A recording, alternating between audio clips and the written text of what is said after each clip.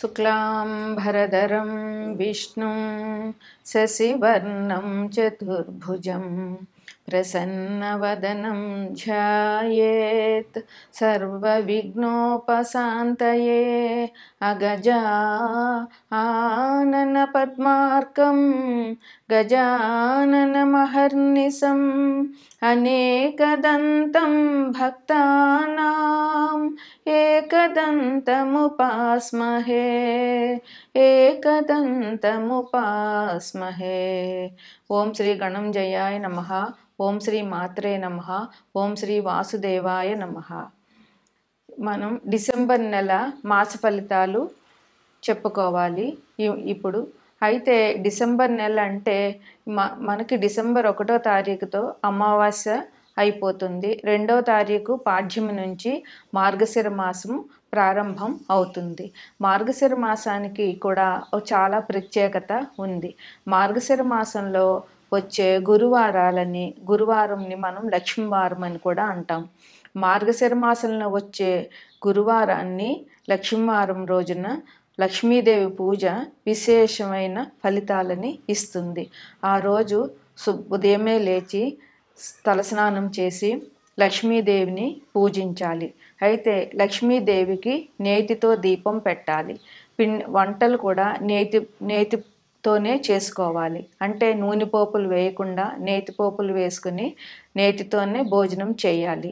అట్లా చేసి లక్ష్మీదేవి వ్రత కథ ఉంటుంది. ఆ వ్రత కథను చదువుకుని అక్షింతలు వేసుకుంటే స్త్రీలకి చాలా మంచి జరుగుతుంది. ఇంట్లో ధనం నిలుస్తుంది. ధనం బాగా అభివృద్ధి చెందుతుంది. ఈ లక్ష్మీవారాలు మొదటి వారం పులగం నైవేద్యం పెట్టాలి. 2వ వారం పరమాన్నం, 3వ వారం ముద్ద కుడుములు, 4వ వారం క్షీరాన్నం నైవేద్యంగా పెట్టాలి అమ్మవారికి. 5వ వారం అంటే పుష్యమాసంలో వచ్చే మొదటి వారం రోజున యథావిధిగా లక్ష్మీదేవి పూజ చేసి ఒక ముత్తైదువుని పిలిచి ఆమెకి నేతితో బూరెలు వండి నేతితో వంటలు చేసి ఆ ముత్తైదుకి పసుపు కుంకుమ తాంబూలం ఇచ్చి ఆమెకి భోజనం పెట్టాలి. అప్పటితో ఈ మార్గశిర లక్ష్మీవారాలు పూర్తి అవుతుంది. అయితే ఈ మార్గశిర లక్ష్మీవారం రోజున ఆడపిల్ల పుట్టింటి వారు ఆమె దేవుణ్ణి తాకరాదు. ఆమె పుట్టింటిలో పూజ చేయకూడదు. అత్తగారింట్లోనే ఆమె పూజ చేసుకోవాలి. ఈ మార్గశిర లక్ష్మీవారాలకి విశేషమైన ఫలితం దొరుకుతుంది.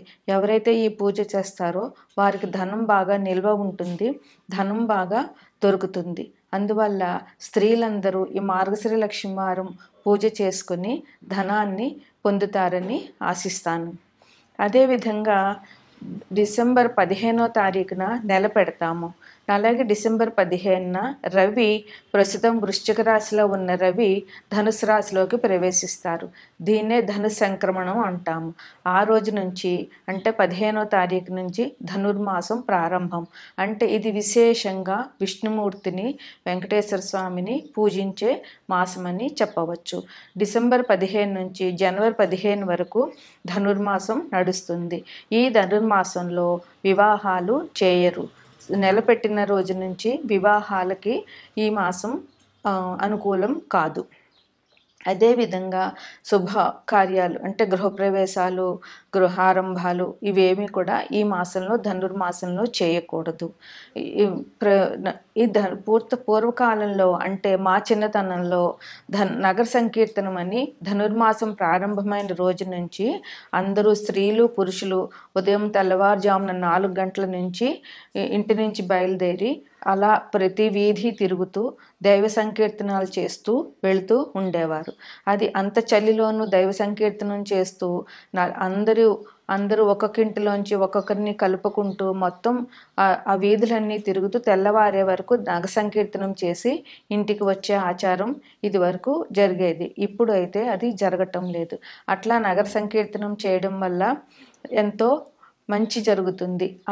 ఆ ప్రదేశానికి చేసిన వారికి ఆ కాలనీలో వారికి అందరికీ చాలా శుభం జరుగుతుంది. ఇది కూడా చాలా మంచి ఆచారం అని చెప్పవచ్చు. తదుపరి తులారాశి. తులారాశికి అధిపతి శుక్రుడు. ఈ రాశిలో చిత్త 3, 4 పాదాలు, స్వాతి 4 పాదాలు, విశాఖ 1, 2, 3 పాదాలు ఉంటాయి. ఈ రాశి వారికి డిసెంబర్ నెల చాలా అనుకూలంగా ఉందని చెప్పవచ్చు. వీరికి ఈ మాసం చాలా ఆనందంగా జరుగుతుంది. వీరికి అన్ని రకాల వారికి, అంటే సంతానం గురించి ఎదురు చూస్తున్న వారికి, ఉద్యోగస్తులకి, వృత్తి వ్యాపారాలు చేసుకునే వారికి, గృహస్థులకి, పండితులకి, అందరికీ కూడా చాలా బాగుంది. విద్యార్థులకి, స్పెక్యులేషన్ బిజినెస్ చేసేవారికి అందరికీ చాలా బాగుంది. వీరికి ముందుగా సంతానం గురించి చెప్పాలంటే, సంతానం గురించి ఎదురు చూస్తున్న కొత్త దంపతులకి సంతానంకి సంబంధించిన శుభవార్త వినే అవకాశం చాలా ఉంది. అట్లాగే సంతానాన్ని పొందే అవకాశం కూడా చాలా ఎక్కువగా ఉంది. ఆల్రెడీ సంతానం ఉండి ఆ పిల్లలు చదువులు చేస్తున్న వారికి, ఆ విద్యార్థులు మంచి ర్యాంకులు సంపాదించడము, స్కూల్లో, కాలేజీల్లో వాళ్ళకి మంచి పేరు రావడము, వారు చాలా మంచిగా చదువుకోవడం వల్ల తల్లిదండ్రులకి ఆనందం అనేది ఈ రాశి వారికి ఈ మాసంలో బాగా గోచరిస్తోంది. అట్లాగే పిల్లల వల్ల ఉద్యోగం గురించి చేస్తున్న పిల్లలు ఉన్న వాళ్ళకైతే వాళ్ళకి ఉద్యోగాల్లో మంచి పేరు రావడము, వారికి ప్రమోషన్స్ రావడము, వారికి ఆదాయం పెరగడము కూడా ఈ తల్లిదండ్రులకి ఆనందాన్ని ఇస్తుంది. అదే బిజినెస్ చేస్తున్న పిల్లలు ఉన్న వాళ్ళకి వారి పిల్లలు బిజినెస్ బాగా పెరగడము, దాంట్లో లాభాలు రావడము, కొత్త వ్యాపారాలు మొదలు పెట్టడము, ఈ రకంగా ఉద్యోగం చేస్తున్న, వ్యాపారం చేస్తున్న, చదువుకుంటున్న ఏవైనా తల్లిదండ్రులకి వాళ్ళ పిల్లల వల్ల మంచి పేరు వస్తుంది. సంతాన సౌఖ్యం ఈ రాశి వారు పూర్తిగా అనుభవిస్తారని చెప్పవచ్చు. అట్లాగే వీరికి సంఘంలో నూతన పరిచయాలు జరుగుతాయి. నూతన పరిచయాలు జరగడం వల్ల వీరికి మంచి పేరు వస్తుంది. వారి వల్ల వీరు లాభం పొందుతారు. వారి వల్ల వీరి గౌరవం కూడా పెరుగుతుంది. ఈ కొత్త పరిచయాల వల్ల వీరికి మనసుకి శాంతి, తృప్తి అనేది లభిస్తుంది. అట్లాగే స్త్రీల వల్ల కూడా, ఈ రాశిలో ఉన్న పురుషులకి, స్త్రీలకి కూడా స్త్రీల సహాయ సహకారాలు బాగా లభిస్తాయి. అంటే ఇంట్లో ఉన్న స్త్రీలు సహకరిస్తారు. ఇరుగు పొరుగు ఈ రాశిలో స్త్రీలకు ఇరుగు పొరుగు వారి వల్ల కూడా మంచి సహాయ సహకారాలు లభిస్తాయి. అదేవిధంగా వృత్తి వ్యాపారాల్లో ఉన్న వాళ్ళకు కూడా వారితో పనిచేసే స్త్రీల వల్ల మంచి అభివృద్ధి అనేది వీరికి జరుగుతుంది. సంఘంలో గౌరవం పెరుగుతుంది. ఏ పని చేపట్టినా కూడా వీరికి జయమే ఉంటుంది ఈ మాసంలో. అందువల్ల ప్రతి పనిలోనూ వీరికి జయం అనేది ఉంది. వ్యాపారంలో వీరు రెట్టింపు ఫలితాలు పొందుతారు. భాగస్వామి వ్యాపారం చేసే వాళ్ళకు కూడా ఈ మాసం బాగా కలిసి వస్తుంది. అందువల్ల వీరు ధైర్యంగా పెట్టుబడి పెట్టి వ్యాపారం ఇంకా పెంచుకునే అవకాశాలు ఈ రాశిలో వారికి చాలా బాగా ఉన్నాయి. కొత్తగా పెట్టుబడులు పెట్టుకుని కొత్త వ్యాపారాలు కూడా ఈ రాశివారు ఈ మాసంలో మొదలు పెట్టవచ్చు. అయితే ఉద్యోగంలో ఇంకా అద్భుతంగా ఉంటుంది. ఉద్యోగస్తులకి ప్రమోషన్లు వస్తాయి, ఆదాయం పెరుగుతుంది, వీరికి అధికారుల మన్ననలు వస్తాయి, తోటి ఉద్యోగస్తుల నుంచి అభినందనలు వస్తాయి, తోటి ఉద్యోగస్తులు సహాయ సహకారాలు ఉంటాయి. ఉద్యోగస్తులు చాలా ఉల్లాసంగా, చాలా ప్రశాంతంగా జాబు వాళ్ళు చేయగలుగుతారు. ధనం అనేది ఈ రాశి వారికి అనేక మార్గాల్లో ధనం వస్తుంది. వారు ఏ రకమైన వ్యాపారం చేసినా, వారు ఏ రకంగా ధనం సంపాదించాలనుకుంటే ఆ రకంగా ధనం వీరికి అనేక మార్గాల్లో ధనం అనేది వస్తుంది. ఈ విద్యార్థులకు కూడా మంచి ర్యాంక్స్ వస్తాయి. ఈ రాశిలో చదువుతున్న విద్యార్థులందరికీ కూడా మంచి ర్యాంక్స్ వచ్చి వారి చదువులో వారికి సంతృప్తి ఉంటుంది. అదేవిధంగా వారి తల్లిదండ్రులకు కూడా వారికి సంతృప్తి అనేది ఉంటుంది. స్పెక్యులేషన్ వ్యాపారాలు కూడా వీరికి చాలా బాగుంటాయి.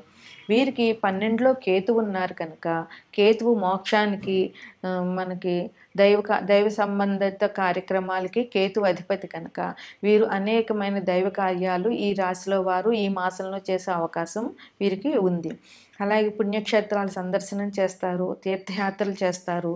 దీనివల్ల వీరు దైవ ఆరాధనలో ఉండడం వల్ల వీరికి చాలా మంచి జరుగుతుంది.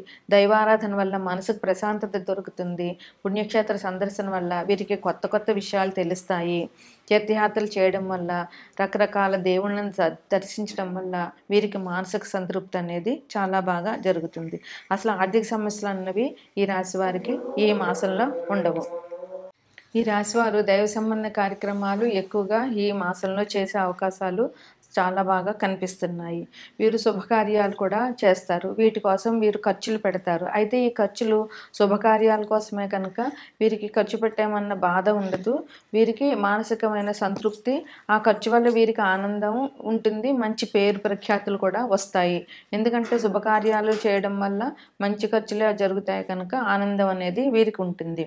ఇలాగే విందులు వినోదాలతో వీరు కాలక్షేపం చేస్తారు ఈ రాశివారు. వీరికి 15వ తారీఖు నుంచి రవి 2వ ఇంటి నుంచి 3వ ఇంట్లోకి మారుతున్నారు. అంటే ధనుర్మాసం ప్రారంభమవుతుంది కనుక విష్ణారాధన ఈ రాశి వారికి చాలా మంచి అవకాశాలని ఇస్తుంది. విష్ణారాధన చేయడం వల్ల ఈ రాశి వారు ఇంకా అభివృద్ధి చెందుతారు. తులారాశి వారికి అధిపతి శుక్రుడు కనుక శుక్రుడు రాజరాజేశ్వరి దేవిని సూచిస్తాడు. అదేవిధంగా లలిత అమ్మవారిని సూచిస్తాడు. శుక్రుడు అమ్మవారి పూజకు విశేషమైన సంతృప్తి చెందుతాడు. అందువల్ల వీరు లలితా సహస్రనామాలు పారాయణ చేయడము లేదా రాజరాజేశ్వరి అష్టకాన్ని చదవడము, అదేవిధంగా లక్ష్మీదేవి ఆరాధన, మార్గశిర మాసంలో వచ్చే గురువారం నాడు లక్ష్మీదేవి ఆరాధన చేయడం వల్ల వీరు ఇంకా విశేషమైన ఫలితాలు పొందుతారు. ఈ రాశి వారికి ఈ మాసం చాలా అనుకూలంగా ఉందని చెప్పవచ్చు.